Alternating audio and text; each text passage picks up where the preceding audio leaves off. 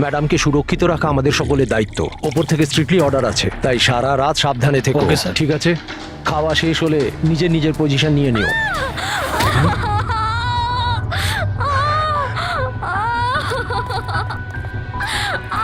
Madam, madam, madam, madam দরজা খুলুন, madam দরজা খুলুন, দরজাটা খুলুন ম্যাডাম।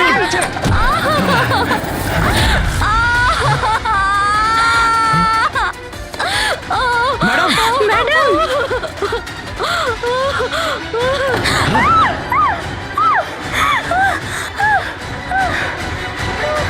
ও শিট।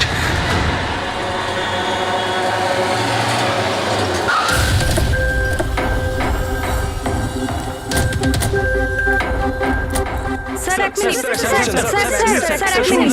স্যার জানা যাচ্ছে কোনো দুর্ঘটনা ঘটে গেছে? আপনি বলতে পারবেন এই বাড়িতে ঠিক কি হয়েছে? স্যার এই কেসটা তো সিবিআই এর কাছে ছিল, তাহলে কি সিআইডি কে হ্যান্ড ওভার করে দেওয়া হলো? দেখুন, এখানে একটা মার্ডার হয়েছে বলেই আমরা এখানে এসেছি। এর থেকে বেশি কিছুই বলতে পারবো না। পরে কথা বলছি। একটু সরে যান। আসুন স্যার।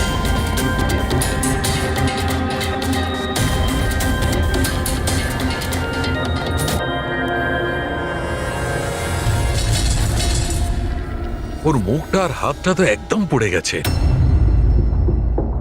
ওরার কোনো চিহ্ন তো এই রুমে আর দেখতেই পাচ্ছি না। দেখে তো মনে হচ্ছে যে অ্যাসিড অ্যাটাক হয়েছে। হ্যাঁ দয়া, অ্যাসিড কি হয়েছে?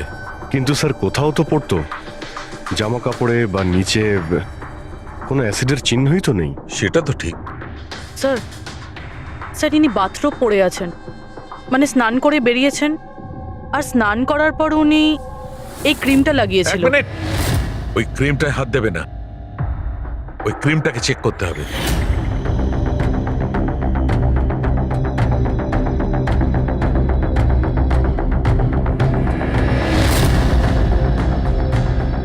আরে এ তো কিছুই হলো না। হবে পঙ্কজ, ওয়েট।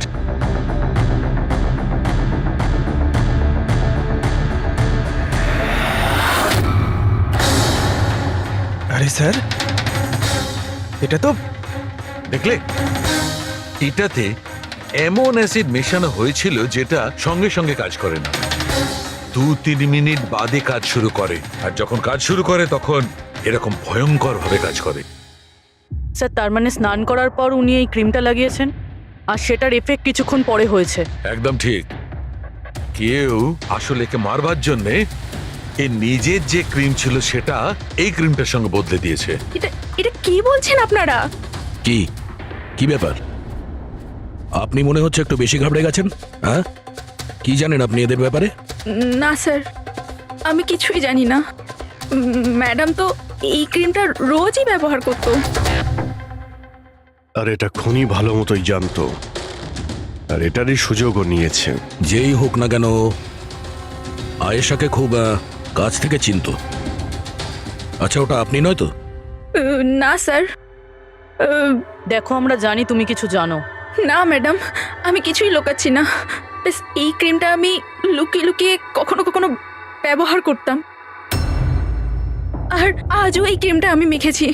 এক মিনিট, এই ক্রিমটা তুমি কখন লাগিয়েছো? স্যার ম্যাডামের ঘরে আসার কিছুক্ষণ আগে, এই ধরুন 8টা নাগাদ। 8টার সময়। চেক করো।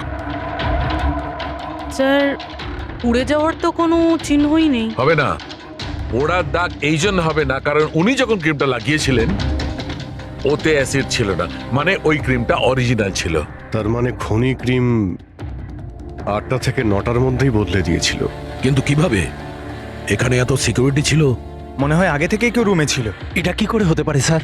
কারণ ম্যাডাম এখানে আসার আগে আমি এই রুমটাকে ভালো করে চেক করেছিলাম, এখানে কেউ ছিল না। আর তাছাড়া ম্যাডামের চিৎকার শুনেই আমরা দৌড়ে এখানে এলাম, আর দেখি দরজা ভেতর থেকে লক স্যার। হ্যাঁ স্যার, আর ভেতরে আসার জন্য আমাদের দরজা ভাঙতে হয়েছিল। ঠিক আছে, আপনারা এখন আসুন, প্রয়োজন পড়লে আবার ডেকে নিচ্ছি। Okay sir. রুমের ভিতরে কেউই আসেনি, কিন্তু রুমটা চেক করতেই কনস্টেবলই এসেছিল। পুরবি একটা কাজ করো, এদের সবার ব্যাকগ্রাউন্ড চেক করো। ততক্ষণে আমরা জানার চেষ্টা করি যে ব্যাপারটা কি। এত মিডিয়া, সিবিআই এর কেস, এতগুলো সিকিউরিটি, কি কারণে? অ্যাকচুয়ালি আয়েশা খুব বড় খেলোয়াড় ছিল, লাইক এজেন্ট। যে ধরনের এজেন্ট দুটো পার্টির মধ্যে ডিল করিয়ে মাঝখান থেকে ভালো কমিশন নিয়ে সরে যায়। শুধু এটা ধরে নিন যে আয়েশাও এই ধরনেরই এজেন্ট ছিল, কিন্তু টপ লেভেলের। ওর সমস্ত ডিলগুলি লাখ আর কোটি টাকার উপরেই হতো, আর সব কটাই ছিল একেবারে বেআইনি। আমাদের কাছে এসব কিছুরই প্রমাণ ছিল, আমরা ওকে অ্যারেস্টও করেছিলাম, কিন্তু ও হঠাৎ করে রাজসাক্ষী হয়ে গেল। ও নিজের মুক্তির বিনিময়ে 3 জন বড় ব্যবসাদারের দুর্নীতির বিরুদ্ধে আমাদের হাতে সব প্রমাণগুলো দিত। আজ কোর্টে শুনানি ছিল, কিন্তু কাল রাতেই ওর মার্ডার হয়ে যায়। 3 জন বড় বিজনেসম্যান, এরা কারা? বিকি, রাহুল, কুমার। এই 3 জনের কাছেই পয়সা আর পাওয়ার যথেষ্ট আছে, যা খুশি করতে পারে। আর যে প্রমাণগুলো আয়েশার কাছে ছিল, আয়েশার কাছে কিছু টেপ ছিল, এই 3 জন বিজনেসম্যানের বেআইনি কাজের কিছু ভিডিও ফুটেজ।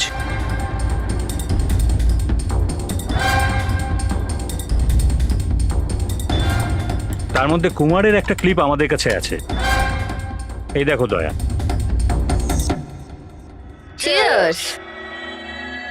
টাকাটা কবে ট্রান্সফার করছেন মিস্টার কুমার?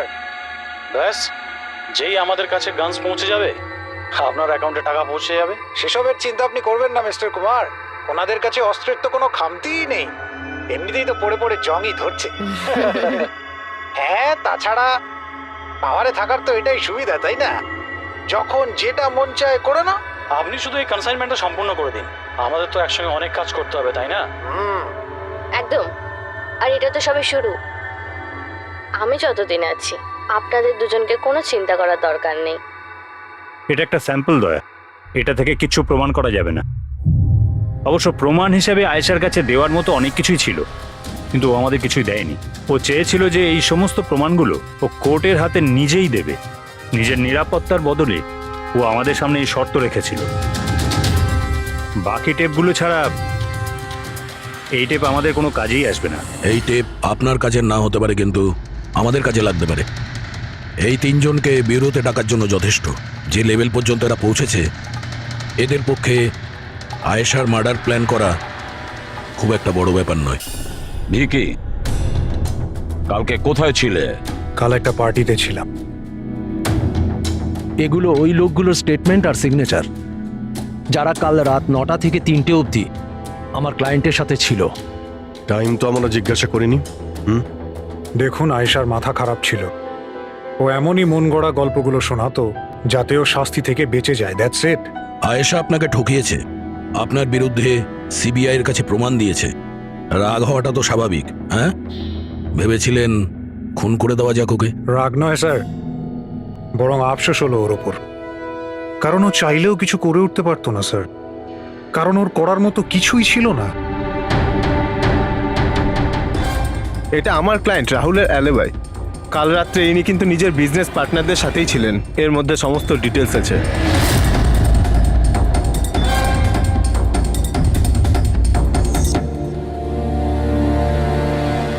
আমার মনে হয় না যে আপনাদের কিছু জানার আছে বলে।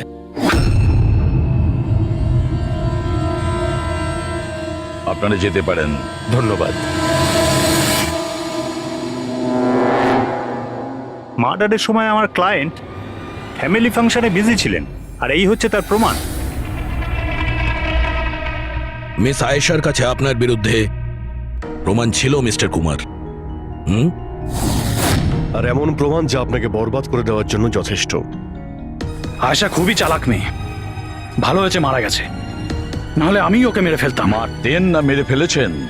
না স্যার, আমি ওকে মারিনি, কিন্তু ওই মানুষটাকে আমি নিশ্চয়ই থ্যাঙ্কস বলবো, যে আমার মনের ইচ্ছেটাকে পূরণ করেছে।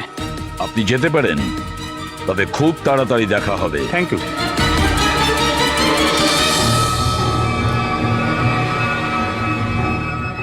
আপাতত আমরা কাউকেই অ্যারেস্ট করতে পারবো না। এখানে সবারই কোনো না কোনো কারণ আছে। স্যার, হ্যাঁ স্যার, স্যার একটা কথা জানা গেছে।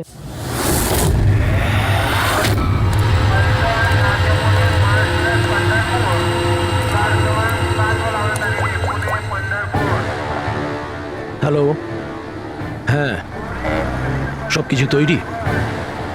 একটা কথা মনে রেখো, কোনো ভুলভ্রান্তি যেন না হয়। এই তো দাদা চলে আসুন, বাস ছাড়বে বাস ছাড়বে।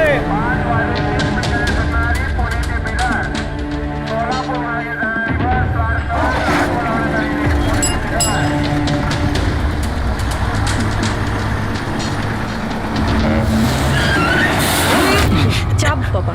আরে দাদা কি হলো, বাস দাঁড়ালো কেন? আরে বাসের সামনে কেউ গাড়ি দাঁড় করিয়ে দিয়েছে দাদা। মাঝ রাস্তায়?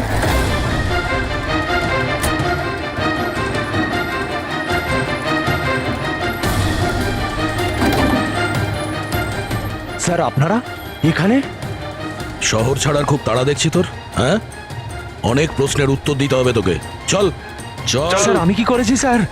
স্যার আমার কথাটা তো শুনুন স্যার। স্যার আমাকে কেন ধরছেন স্যার? স্যার স্যার কি করছেন স্যার?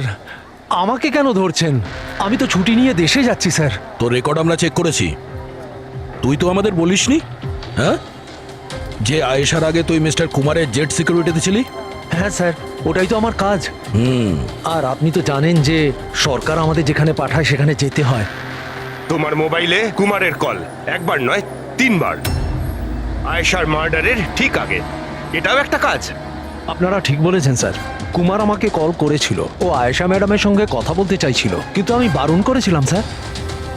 ও আমাকে টাকার লোভও দেখিয়েছিল, কিন্তু আমি তবুও কথা বলাইনি। প্রথমে 2 বার বারণ করেছিলি তুই, আর তারপর রাজি হয়ে গেলি তুই, হ্যাঁ?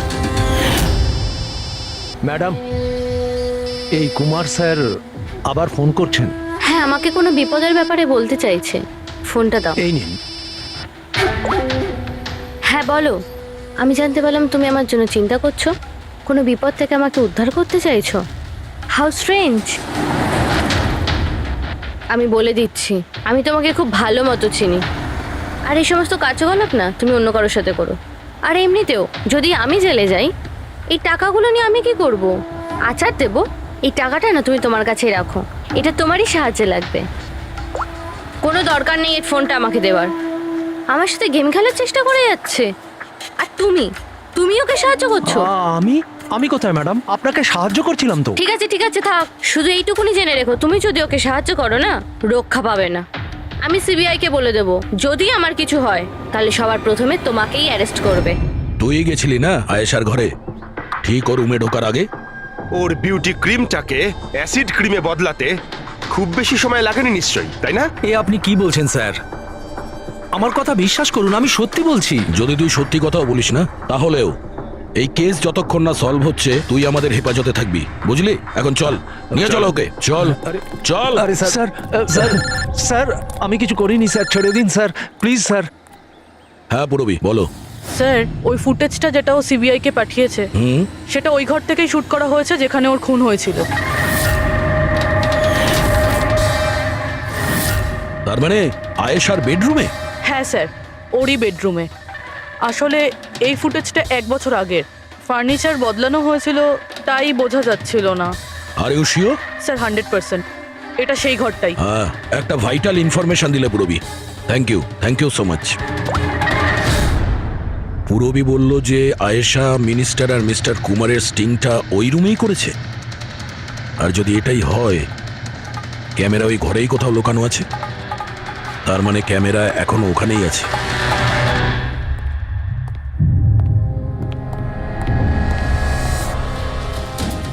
রুম তো এটাই।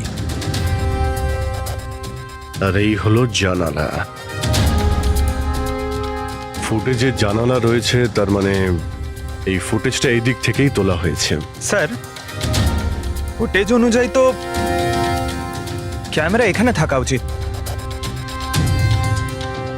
না ভাই, এতটা হাইটে না, ক্যামেরা আই লেভেলে ছিল, আর সেই হিসেব অনুযায়ী এইখানেই কোথাও হওয়া উচিত। আচ্ছা, ওই আয়নার ভিতরে নেই তো? আরে ওই যে আয়নাগুলো থাকে না, যার একদিকে দেখা যায় আর একদিকে দেখা যায় না। ভাই তাহলে তো জানতেই পারা যাবে। কি করে স্যার? তুমি ওই ফিঙ্গার নেল টেস্টের কথা শোনোনি? যে কোনো অচেনা জায়গাতে বা ট্রায়াল রুমে ড্রেস চেঞ্জ করার আগে এই টেস্ট করে নেওয়া উচিত, ফিঙ্গার নেল টেস্ট। তোমার যে নখ রয়েছে সেটা তুমি কাঁচের মধ্যে লাগাও, আর তোমার রিফ্লেকশনে যে নখ আছে আর তোমার যে নখ রয়েছে তার মধ্যে যদি গ্যাপ থাকে তাহলে সেটা আসল, আর যদি গ্যাপ না থাকে তাহলে সেটা নকল ওয়ান ওয়ে, যেমন এই মিররটা। এটা ওয়ান ওয়ে মিরর। যদি মিররটা ওয়ান ওয়ে হয় তাহলে তো এর পেছনে জায়গা থাকার কথা।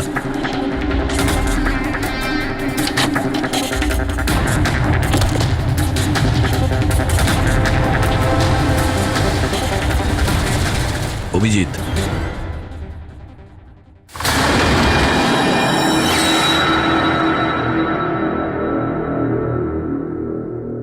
এখানে তো পুরো ফিল্মের সেট আপ লাগানো রয়েছে।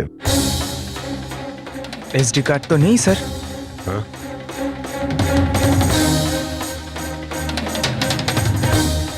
লকার খালি। স্যার মনে হয় টেপটা এখানেই রাখতাম। এই জায়গা থেকেও বড় বড় লোকের কেলেঙ্কারি রেকর্ড করেছে, আর এই জায়গায় ব্যবহার করে খুনি ওকে খুন করে দিয়েছে। হতে পারে এই ওয়ান ওয়ে মিরর দিয়ে ওকে ছটপট করে মরতে দেখেছে ও। স্যার তার মানে আমরা যখন ওখানে লাশের সঙ্গে ছিলাম তখনও এখানে ছিল। আর আমাদের যাওয়ার পরে সুযোগ বুঝেও এখান থেকে পালিয়ে গেছে। তার মানে আয়েশা আর পুলিশের অনুপস্থিতিতে লোকটা বাড়িতে ঢুকেছিল, হয়তো বাড়ির পিছন থেকে।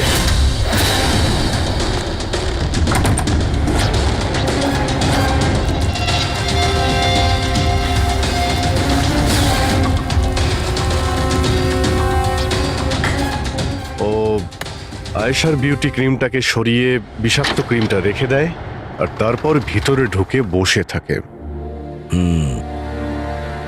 তার মানে ও চোখের সামনে আয়েশা ওই ক্রিমটা লাগিয়েছে, আর একটু বাদে ছটফট করতে করতে মরে গেছে। তারপর পুলিশ আর রাখি এখানে আসে, তখনও ভেতরে ছিল। তারপর আমরা এখানে এসেছি, তখনও ও ভেতরে ছিল। তারপর রাত্রে সুযোগ পেতেই ও টেপগুলো নিয়ে এখান থেকে পালিয়ে গেছে, মনে হচ্ছে ওই রাস্তা দিয়েই। কিন্তু স্যার মেইন গেটে তো পুলিশ দাঁড়িয়ে ছিল, ও মনে হয় পেছন থেকেই পালিয়েছে। এমন তো কিছু নয় স্যার, কিন্তু হ্যাঁ স্যার, প্রায় ধরুন মাঝরাতের দিকে গাড়ির চাকার এরকমই একটা আওয়াজ শুনতে পেয়েছিলাম।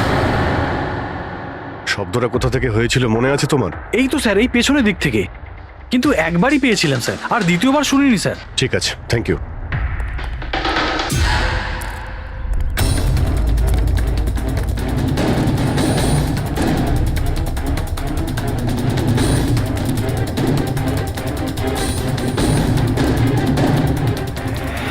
স্যার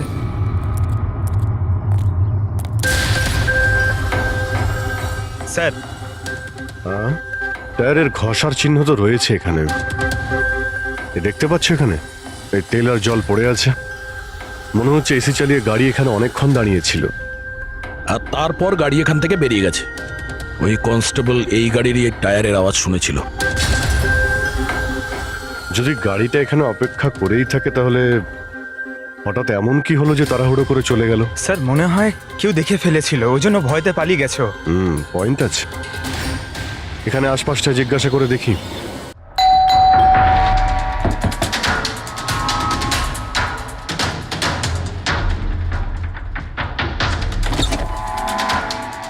নমস্কার। নমস্কার। নমস্কার, আমরা সিআইডি অফিসার্স। সিআইডি? ম্যাম, কালকে রাত্রে আপনি এখানে কিছু কিছু অদ্ভুত দেখেছিলেন বা শুনেছিলেন, এমন কিছু যা আগে কখনো ঘটেনি? হ্যাঁ, দেখে তো ছিলাম। অনেক রাত পর্যন্ত আমি ঘুমোতে পারিনি। আর রাতে আমি দেখলাম বাড়ির সামনে একটা বড় গাড়ি পার্ক করা আছে, কিন্তু ওটা আমাদের সোসাইটির কারণ নয়। অনেক রাত পর্যন্ত গাড়িটা কিন্তু ওখানেই ছিল।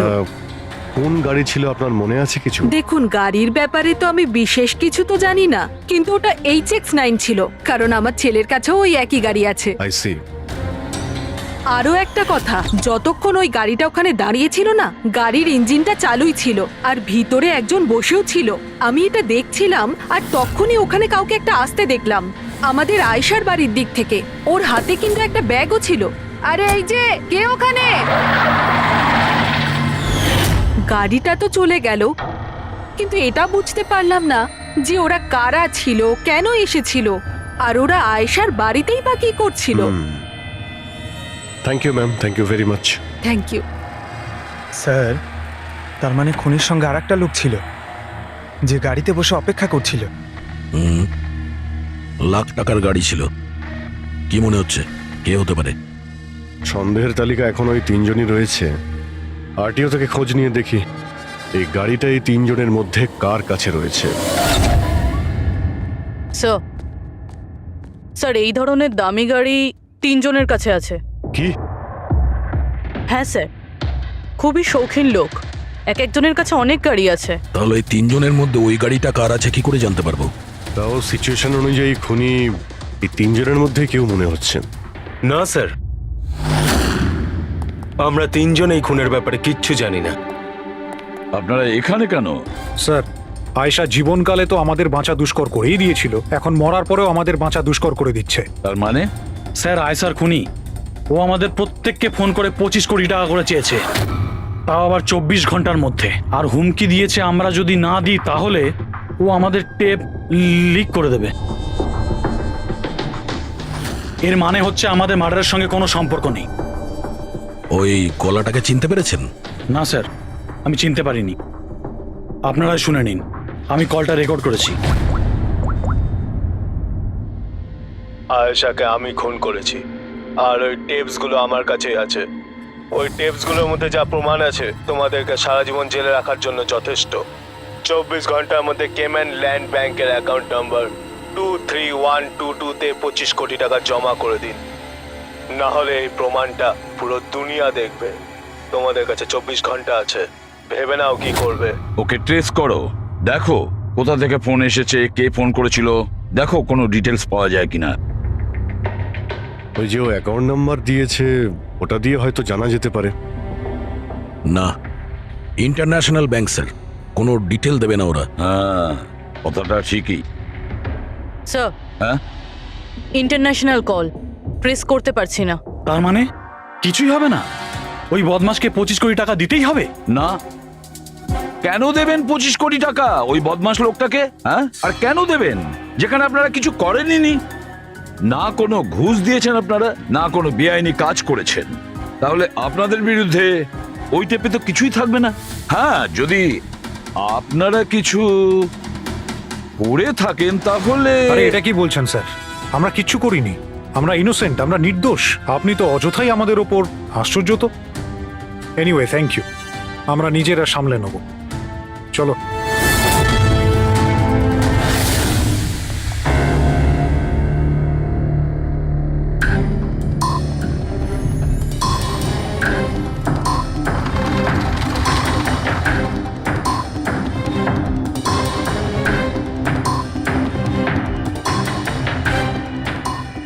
সারিকা, এই রুমটাকে খুব ভালো করে চেক করতে হবে। খুনি এখানে ঘন্টার পর ঘন্টা ছিল, তার মানে এখানে কোনো না কোনো জিনিস নিশ্চয়ই পাবো আমরা, যেটা দিয়ে ওর ডিএনএ টেস্ট করা সম্ভব। ওর চুল, ওর নখ, যা কিছু।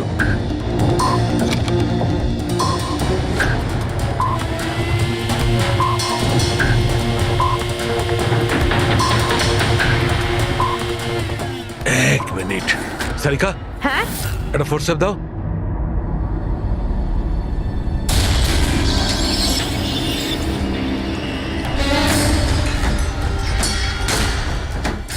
মাই গড, সারিকা এই দেখো। Contact lenses. Yes, contact lens. কিন্তু কিন্তু আয়েশার চোখ তো একদম ঠিক ছিল। আমি নিজেও রিপোর্টস চেক করেছি, না ও চশমা পরতো আর না কন্ট্যাক্ট লেন্স। তবে এই কন্ট্যাক্ট লেন্সটা কার হতে পারে? খুনির? না না, খুনির হতে পারে না।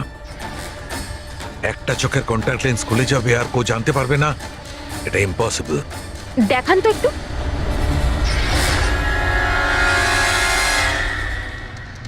বেশ হাই পাওয়ারের লেন্স। High power lens? কিছু তো আছে এই রুমে। একে তো এই ঘরটা চারিদিক থেকে বন্ধ, কোনো জানলা নেই, কোনো ভেন্টিলেটর নেই। হুম? ও ওহো, কি হয়েছে? সারিকা, তুমি জানো তো ওই কালার স্টেন কেমিক্যাল বানানো হয় যা দিয়ে ঘাম টেস্ট করা যায়? হ্যাঁ জানি। গুড। এক কাজ করো, তুমি কালার স্টেন কেমিক্যাল বানাও। খনি এখানে এই ঘরের মধ্যে ঘন্টার পর ঘন্টা ছিল, আর আমাদের অল্প সময়ের মধ্যে এত ঘাম হয়ে গেল। ওই খনির তো খুব ঘাম হয়েছিল। ইয়েস, এই ঘামটাকে চেক করব, তার থেকে জানা যাবে যে খনি কোথায় ছিল, দাঁড়িয়ে ছিল না বসে ছিল না কিভাবে ছিল, সবকিছু। ওই র্যানসাম কলের কোনো মানেই হয় না, ওই কল বোগাস হতে পারে। হ্যাঁ স্যার, কারণটা আমাদের কেস থেকে সরানোর জন্য আর টাকা কামানোর জন্য। এই তিনজনের মধ্যে কেউ আয়েশাকে খুন করে আর ওই টেপটাকে চুরি করে, আর সে বাকি দুজনকে কল করে ব্ল্যাকমেল করছে। কিন্তু স্যার, সে কে? স্যার, আমার তো মনে হয় কুমার হতে পারে। ও ভীষণ রকচটা, যে কারো খুন করতে পারে। আর ওই বাকি দুজন, ওরাও কম যায় না স্যার। এই তিনজনের যেমন পয়সাও আছে তেমন ক্ষমতাও আছে এদের। খুনি এই তিনজনের মধ্যেই কেউ হবে স্যার। আর খুনির একজন সঙ্গীও আছে, যে ওই বাইরে গাড়িতে বসে খুনির জন্য অপেক্ষা করছিল। হ্যাঁ, হবে তো এই তিনজনের মধ্যেই কেউ। আর এমন একজন যে আয়েশাকে খুব কাছ থেকে চিনত। এক্স্যাক্টলি, সেজন্য ও জানতো যে আয়নার পেছনেও আরো একটা রুম আছে, আর আয়েশা কোন ক্রিম ব্যবহার করতো সেটাও ও জানতো। স্যার, এর মানে ওই গোপন জায়গার ব্যাপারে খুনি ছাড়া আর কেউ কিছু জানতো না। এক্স্যাক্টলি। তাহলে স্যার? তাহলে আবার কি করবে দয়া? ধরে ফেলো ওদের। ওদের প্ল্যানিং এই, ওদেরকে ফাঁসাতে হবে।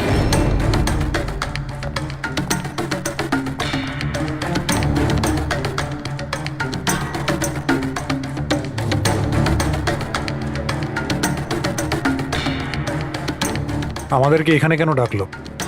কোনো আইডিয়া? হয়তো জিজ্ঞেস করার জন্য ডেকেছে, খুনিকে টাকা দিয়েছে কি দিইনি। তাহলে তোমরা দুজন কি টাকা দেবে? তোমাদের কি মনে হয় টাকা দেওয়া ছাড়া আর কোনো উপায় আছে? তা তুমি কি করতে চলেছো ভিকি? দেবে টাকা?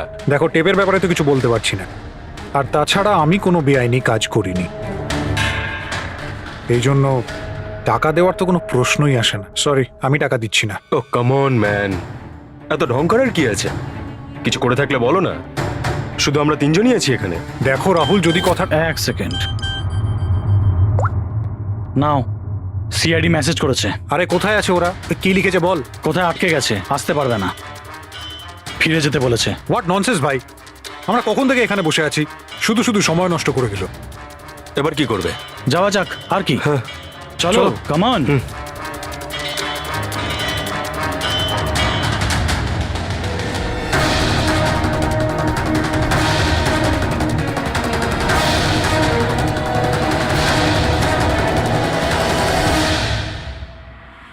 এই সে।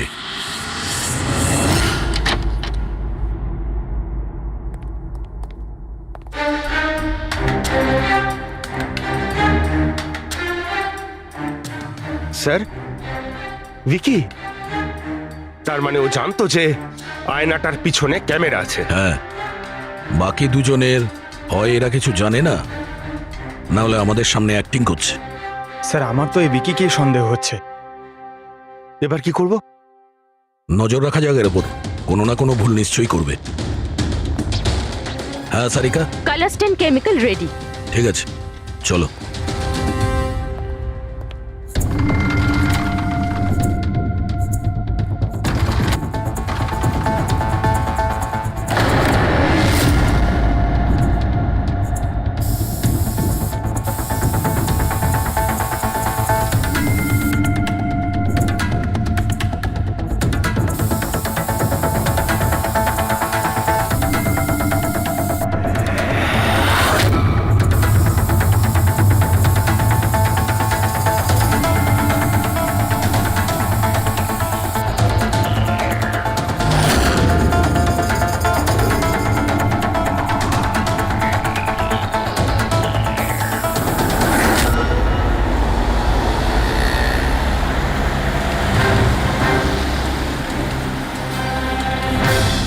আরে স্যারও যাচ্ছেটা কোথায়?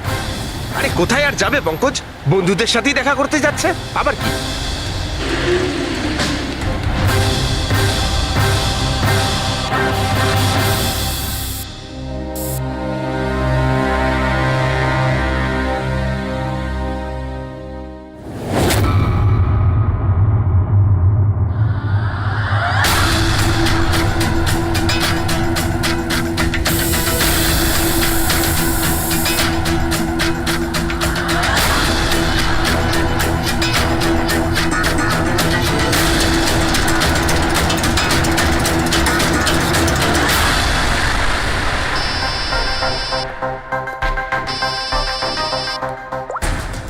হ্যাঁ সারিকা বলো। গুড, কিছু পেলে? মেঝেতে? মেঝেতে শুয়েছিল? মেঝেতে কেন? ওকে ওকে, ঠিক আছে সারিকা, আমি তোমাকে পরে ফোন করছি। বাই। ওই 2 দিন আগে আমি 1124 লাস্টটা এনেছিলাম। হ্যাঁ স্যার। কোথায় ওটা? ওর মুখটা দেখতে হবে। এই যে স্যার।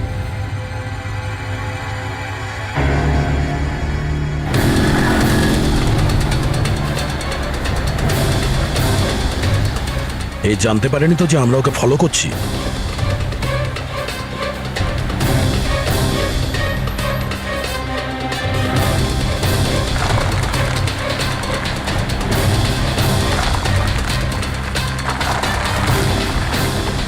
স্যার, এটা সত্যি সত্যি বাড়িতে ঢুকে গেল। ভেবেছিলাম ও কোনো বন্ধুর সাথে দেখা করবে। হ্যাঁ অভিজিৎ। কি? ডক্টর সালুকে বলে দিয়েছেন যে খুনি কে? কে? ও হ্যাঁ, আমরা এই ভিকিকে ফলো করতে করতে ওর বাড়ির কাছে পৌঁছে গেছি।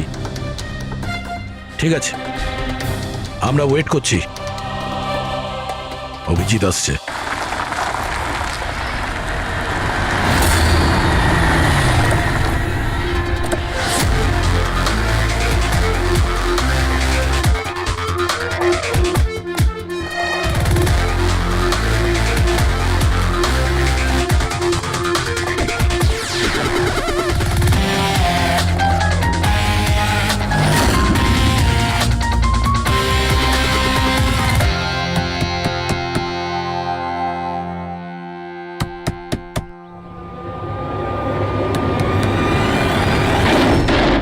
এক মিনিট, এটা কি করছেন আপনারা? আরে এটা কোনো ভদ্রতা হলো কারো বাড়ির ভিতরে ঢোকা? একদম বাজে কথা বলবে না। আমরা সত্যিটা জেনে গেছি। কোথায় লুকিয়ে রেখেছো ওকে? দেখুন, আপনি আমার কথা শুনুন, আপনার কোথাও ভুল হচ্ছে। আমি কিচ্ছু করিনি।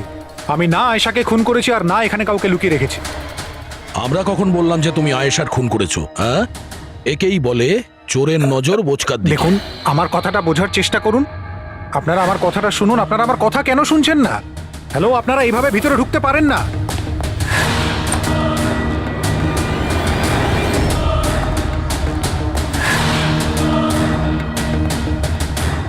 এখানে তো কেউ নেই।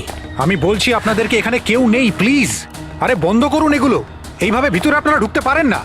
Hello, excuse me, hello. আরে ওপরে কিচ্ছু নেই স্যার। আরে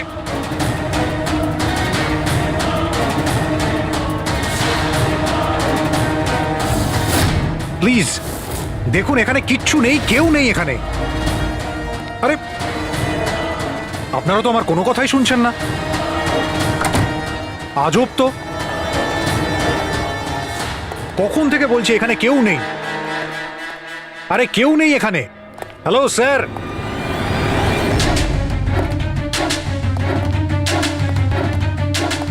দেখুন, আমার কথাটা শুনুন প্লিজ। শুনুন, দেখুন দেখুন, আমি আপনাকে বলছি আমি আয়েশাকে খুন করিনি। প্লিজ আমার কথাটা বোঝার চেষ্টা করুন। আমি সত্যি বলছি। আমরা জানি যে তুমি আয়েশাকে খুন করোনি। তাহলে আপনারা এখানে কি খুঁজছেন? 1 মিনিট, সব জানতে পারবে।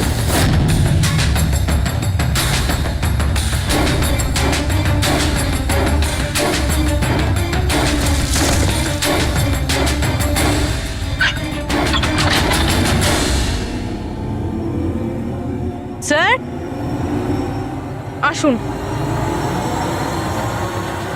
আয়েশা দেবী, আপনার খেলা শেষ, চলে আসুন।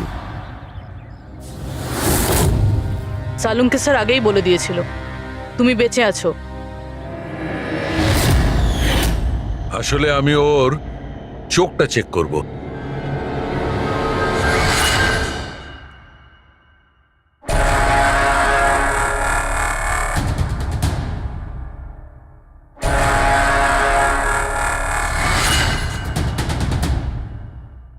আমি যেটা ভেবেছিলাম সেটাই ঠিক।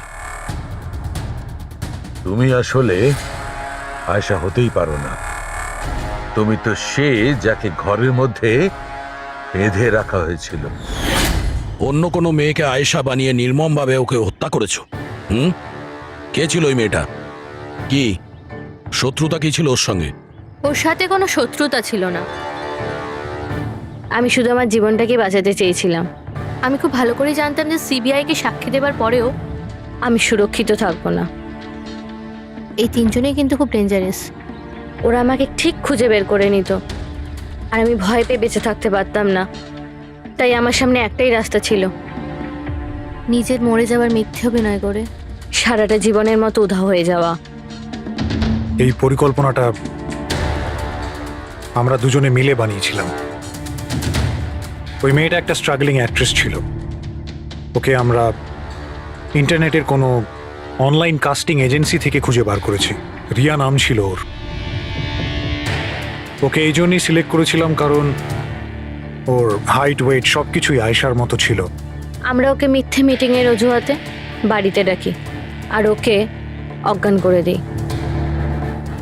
আর ওকে বেঁধে ওই গুপ্ত রুমে রেখে দিই।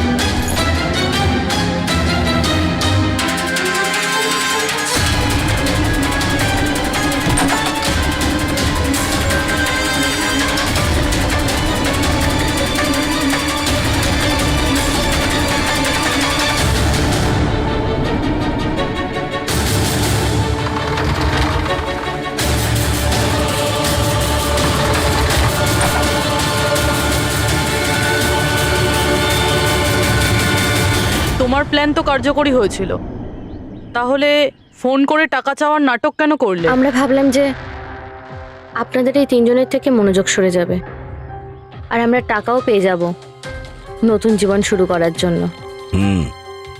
প্রয়োজনের থেকে বেশি চালাকি আর লোভ তোমাদের নিজেদের জালেই ফাঁসিয়ে দিয়েছে। চিন্তা করো না, তোমাদের জীবন নতুন করে শুরু হবে, কিন্তু সেটা জেলে।